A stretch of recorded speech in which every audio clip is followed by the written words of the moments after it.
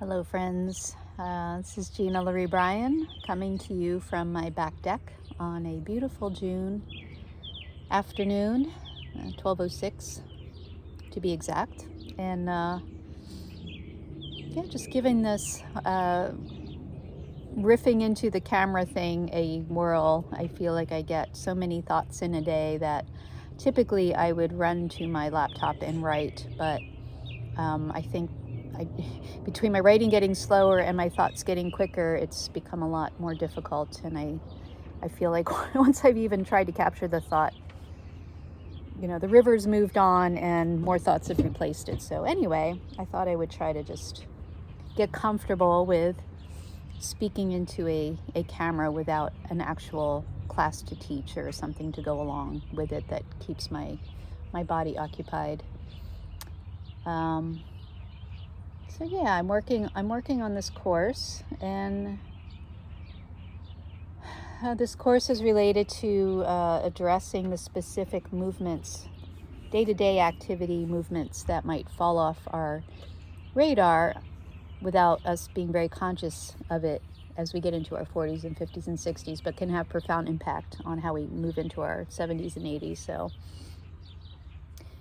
but I think the bigger thing I'm just wanting to share thoughts about is, as part of this period of times, I'm continually fleshing out what I call the panoramic years. And it's just a very, call it a transition period in life, right? But there's so many things that are happening and ways that we may need to redefine ourselves, our purpose in life, why we're here, what we're doing.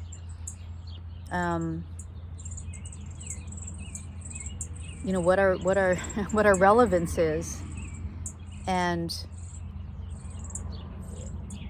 I'm using that as sort of the landscape and the context by which an individual can then choose which kind of movements they would like to do to help with that redefinition and repurposing and all of those things. Anyway,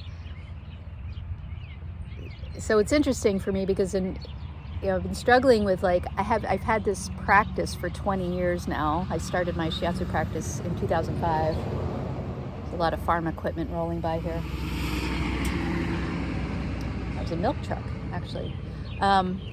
And my youngest son was 4, and my oldest was, I guess, 15. So, I still had 4 boys at home. My first husband was working on his own business and fairly occupied with that. And so I was still,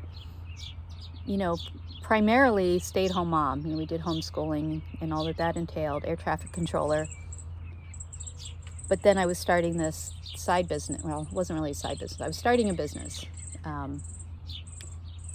And so it was always like when I could fit that in around what my family was doing. And it was hard and maybe a little frustrating, but I didn't realize until one by one the kids moved out and needed me less, how much that was like my central identity, and how quick I was able to put aside anything I was working on for my practice to, drive them somewhere or go get food or whatever it was. It was like, oh, you need me, yay. And even after they weren't even in my environment anymore, I never quite fully stepped into,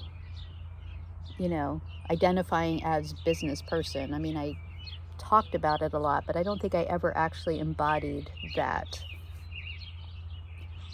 that role and what it entails. And even though I know the tasks involved and the activities involved, I still have not yet wrapped my mindset around what that looks like or feels like. And I just found it interesting. And I think that might be, it's just one of those interesting things that can come up in a time like this, as an example, right? When you've been in maybe a caretaking role for your kids or for your parents, or you've been at a job for a particular time, and this is how you know yourself, and now you're wanting to do something different, even if it's something that you've really wanted to do for a long time, a dream or a project, and, having, which requires a certain different way of being in the world, and what you do with your time and what gets your attention. It's, and I know I'm not alone in this, and sometimes it's just a matter of like when it's a creative, it involves creativity and it's very open-ended. Sometimes it's a lot easier to just go do the laundry because there's a beginning and an end to it. You know what needs to be done, you don't have to think about it, as opposed to like, okay, where do I want to take this big thing, and all of the stuff around promotion and, the social media thing. Anyway, I'm rambling, as I figured I would be, but yeah, so just speaking to this idea of, and maybe it's not just given to this period of time of midlife, that it's really noisy out here, but it is warm and lovely.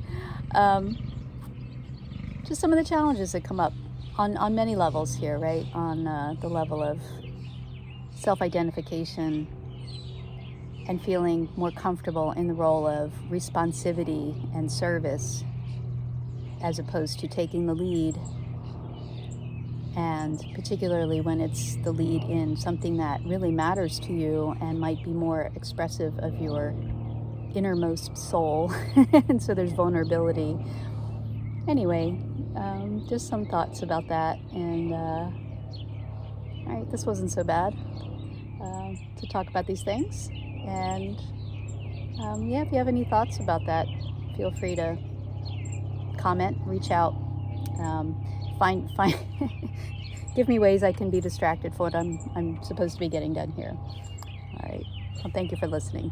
Take care.